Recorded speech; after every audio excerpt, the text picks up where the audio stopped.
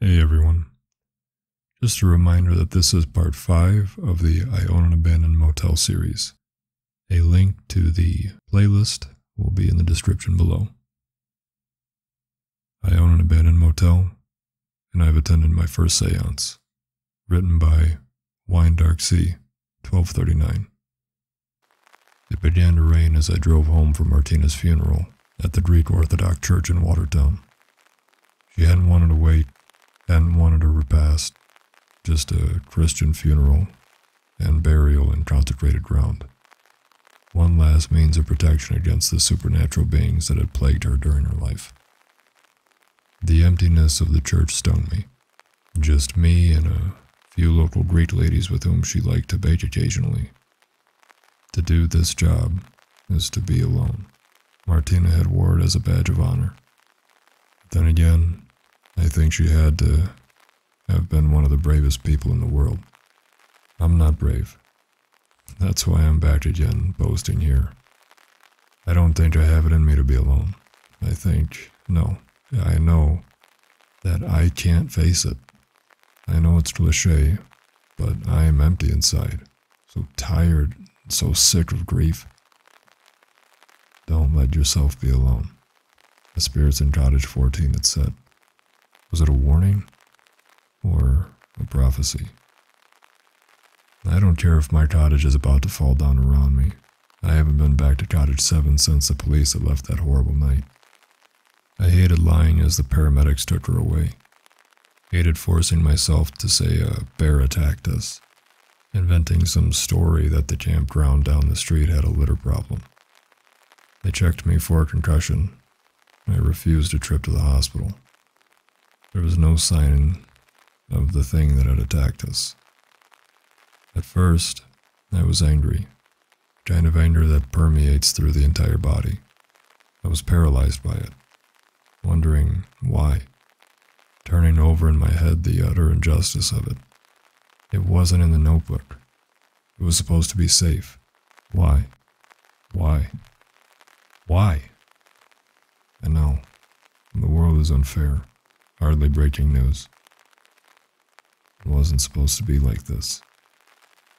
I haven't been back in the office, frozen as she left it with all her supplies that were carefully chosen in 1975.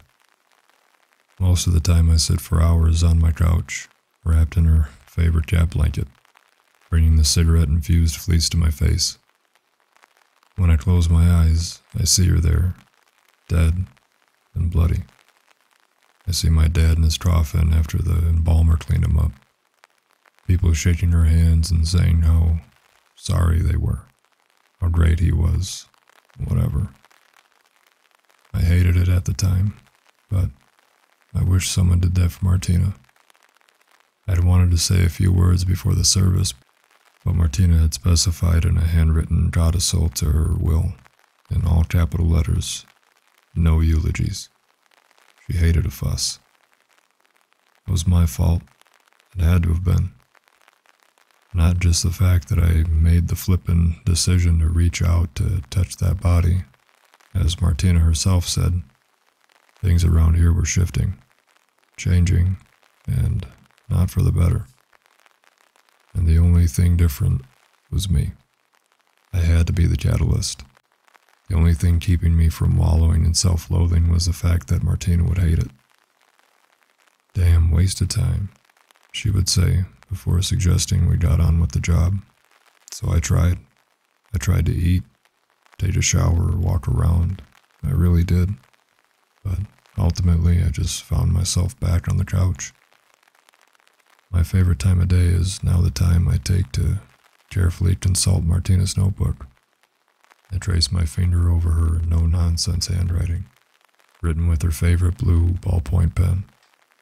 I make sure that her meticulously drafted payment schedule is still current, trying not to smudge the ink with my tears. Today was the first day I had to do a payment without her. Number 4. Tin box of animal bones. Place at center of table. Attend the séance. Talking okay. Arrive promptly at 10 p.m. Don't stay past midnight. Payment schedule. Monthly. That's a new one, I muttered to myself.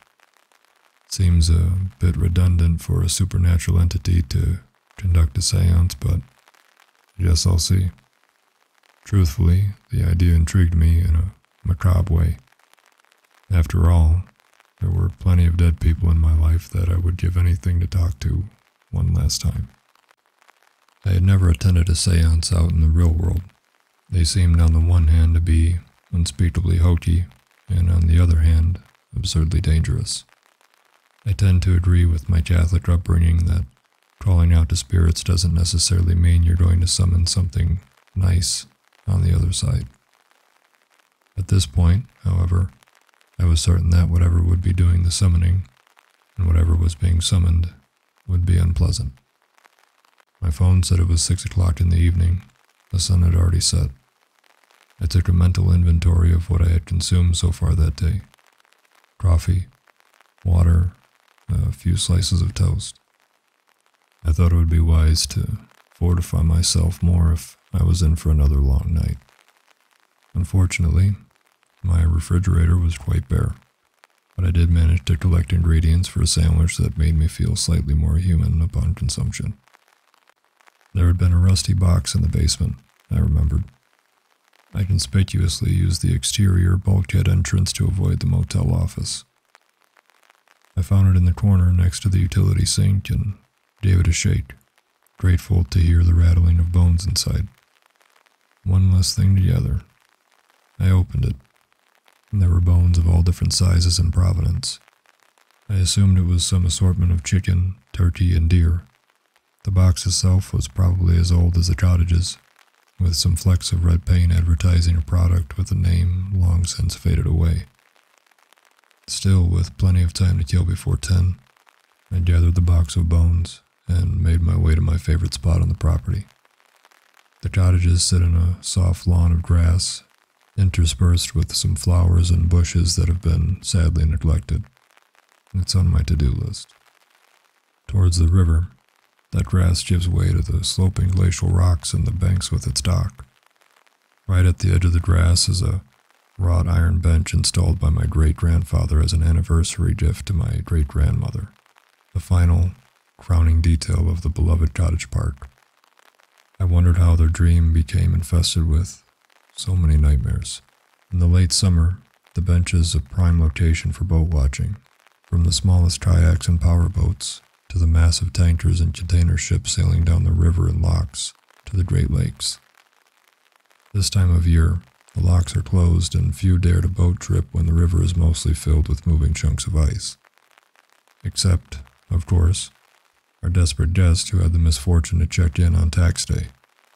The man's boat was still tied up at the dock, bobbing empty. He probably thought he had been lucky, navigating the ice with success. Little did he know, he was already damned. At 10 o'clock, I was at the door of Cottage 4, which, dramatically, opened despite there being no one visible inside. With a sigh, I stepped in and the door predictably flew shut behind me. I gagged. The interior smelled like mothballs and dusty fabric with the undertones of sickly, sweet floral perfume. The same table and chairs present in every cottage were in the center of the room.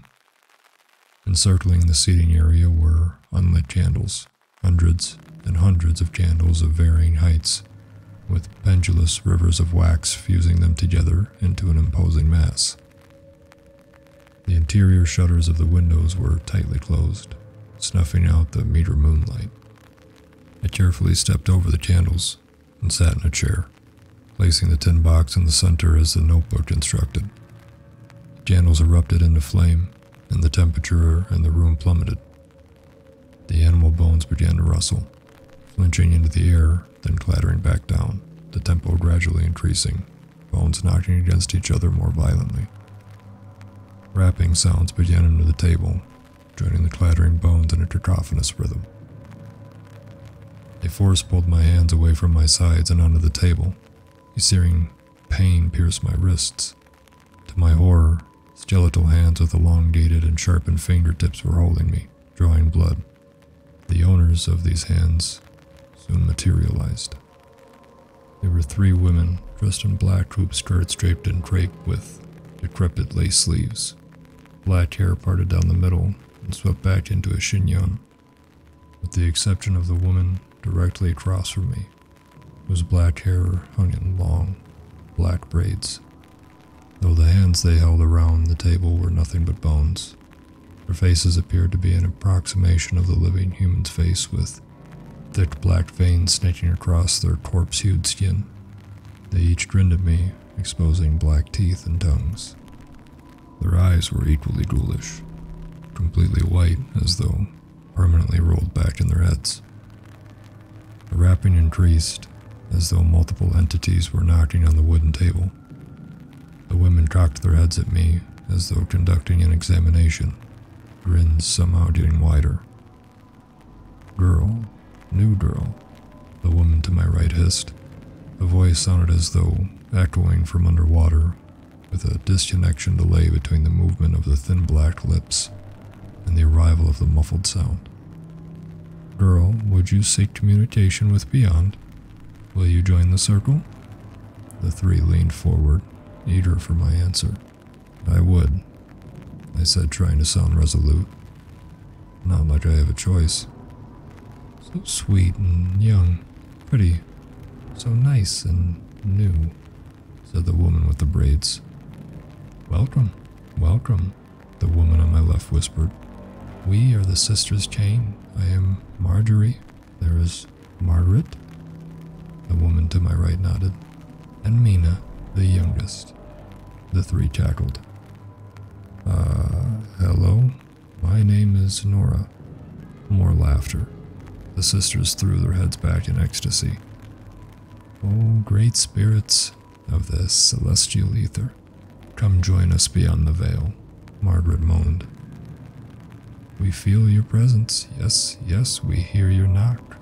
The rapping increased to almost a frenzied pace. "Come, come, we welcome you." The women began to levitate, rising from the ground, bringing me with them while not breaking the circle. Peeking underneath their wide hoops were skeletal feet, bones cracking together, creating the agitated rapping. "The spirits are here. They're here," Marjorie cried. With a sudden thud, we plummeted back to our seats. I groaned with the impact. The sisters slumped into the chairs and the rapping ceased. A momentary silence descended over us, and I was grateful to be released from the din. The relief was short-lived. An icy breeze caressed the back of my neck. Marjorie gasped as though all the air had been drawn out of her lungs, if she had any. She turned her head toward me with that awful grin. "Hey there, honey," my father's voice sounded from her lips. "Nora, I miss you so much." Of course, it had been the deepest desire of my heart to hear him again, to have them say those precise words. But if there was anything that I had learned, if there was anything that Martina had taught me, was that things were not always what they seemed. I didn't trust these entities. I didn't trust this thing grinning at me, my father's voice escaping from her blackened teeth. And it made me mad. If they had not been physically pinning my hands to the table, I think I would have slapped her. "You're not my father," I said, gritting my teeth. "Nora, it's me. Don't you recognize your own father? If you're my dad, tell me what I was for Halloween when I was 5. Marjorie's grin faltered for a moment. "I don't remember, but I do remember how much I love you." "That's a lie. My dad loved Halloween. He'd help me plan my costume months in advance, take me trick-or-treating." I trailed off, unable to wipe the tears from my eyes. Hearing his voice again, in this way, it was unbearable. Marjorie's face fell, the grin now gone. "You hateful child," she growled. "You have no respect for the sacred gift of channeling." Margareta laughed. "More intriguing than the last one she is. Better than that old hag." Marjorie nodded, enthusiastic grin replenished. "That old one, arguing with her mother and great for the entire session?" Margareta gasped and dug her nails in deeper. "Another spirit approaches," she croaked. She threw her head back, and this time my Uncle Jim's voice escaped her lips. Nora, I'm so sorry. So sorry about everything. I should have never left all of this to you. You're not ready. You're too young. Okay, if you're my Uncle Jim, what did you buy me for my 16th birthday? The gift of your dreams. Not really. It was neat, though. Tell me what it was. I would rather say how much I love and miss you. Liar, I shouted, rattling the table and its box of bones. Margaretta's face twisted into something hostile. You do not honor the dead, foolish girl. Perhaps once you become one of us, you will understand. Yes, let's teach her, Marjorie cried. They leaned towards me, menacingly. A great cry erupted out of Mina, who, until this moment, had been slumped over across from me. She began to choke as if something were trying to escape her. The other sister's dead eyes widened with alarm. Enough with this racket, a familiar, scratchy voice shouted. My heart leapt. Martina, listen, kid, I don't have much time. What is this? What is this? Be gone, spirit, Marjorie wailed. Shut up, you fraudster, Martina yelled. Marjorie gasped at the insolence. Mina swung her head back to me, just as astonished as her sisters at the voice coming from her throat. It was obvious this was not another attempt at mimicry. Listen, Nora. First, enough of this moping around. I'm dead. It's okay. Had to happen sometime. I'm fine. More than fine, actually. I understand things now. And I need to tell you, you're in danger. I know, news of the week, but there's something here that is running the show, and it isn't you. Marjorie and Margaret begin to wail, their terrible, muffled voices keening in anger. Silence, silence! Mina shook her head, braids flapping in agitation, desperately trying to keep her mouth shut, but Martina's voice pried its way through. It's old and powerful and full of hate. She wants to destroy you. Martina, I can't do this without you. I can't do this alone. Quit your blatting. It's time to toughen up. She's a nasty piece of work, and she's coming. Very soon. How dare you speak of the mistress? Margaretta shrieked. She tore her claws out of my arm, broke the circle, and lunged at Mina. Marjorie did the same. They wrapped their bone hands around her neck and shook. Nora, Martina's voice rasped. It's midnight. I jumped up, cradling my bleeding wrist, remembering the notebook entry. Don't stay past midnight. The sisters' heads turned towards me in mechanical unison. The grins were back. They laughed. I scrambled towards the door, stumbling on the ring of candles. They leapt towards me, Marjorie sinking her claws into my foot, pulling me backwards. I held fast to the doorknob, pulling myself forward with all my might. With my free foot, I swung wildly, kicking the spectral hands holding me. I mentally thanked Martina for the steel-toed boots she had gotten me for my last birthday. Marjorie yelped and hissed, releasing my foot. I dove out the front door and scrambled off the rotting porch before collapsing into the brittle, frozen grass, chest heaving. The wailing inside the cottage continued, rising to a primordial roar beyond the sound of human or animal. And then it ceased in an instant, as though someone had pulled the plug. I limped back to my cottage and examined my wounds. Luckily, they weren't anything that needed further attention. I washed them carefully and wrapped them in bandages. My heart was still pounding. I was sure that once the adrenaline drained off, I'd be a lot more sore. I went to the dresser in my bedroom and opened the top drawer, pushing aside my underwear. I lifted out the real gift my uncle had gotten me for my 16th birthday, a beautiful Bowie knife. My parents had thought it was a gag. As I've said here before, I was hardly an outdoors woman. Uncle Jim had laughed along, but I knew he meant it sincerely. I know now that this must have been his way of preparing me, warning me. I was the only kid in my family, but at the time I never thought about death or inheritance. Now both were staring me in the face. I gripped the handle of the knife and thought of those I had lost. My dad and my uncle. Martina. Toughen up. Perhaps one day there will be a time to properly grieve. I moved the knife from my bedroom to the front of the cottage, placing it in the drawer of a side table next to the couch. The notebook had once defined the code of conduct between the entities and their caretaker. Follow the notebook and no one gets hurt. Now, all bets were off. Was I ready to face this future alone? Absolutely not. But I had to. Somehow, I had to. Surprisingly, I fell asleep quickly and without conflict that night. By the time I awoke the next day, the sun was already setting. I was horrified, but also strangely refreshed. Sometimes our bodies take what they truly need, I guess. I treated myself to a long, hot shower, put on clean clothes, and then forced myself into the kitchen. Unfortunately, 16 hours of sleep hadn't replenished my empty fridge. I found a block of cheddar and began to cut it up. Halfway through my task, something caught my eye. I put the cheese down and stood at my sink looking out the window. There was a light on in Cottage 7.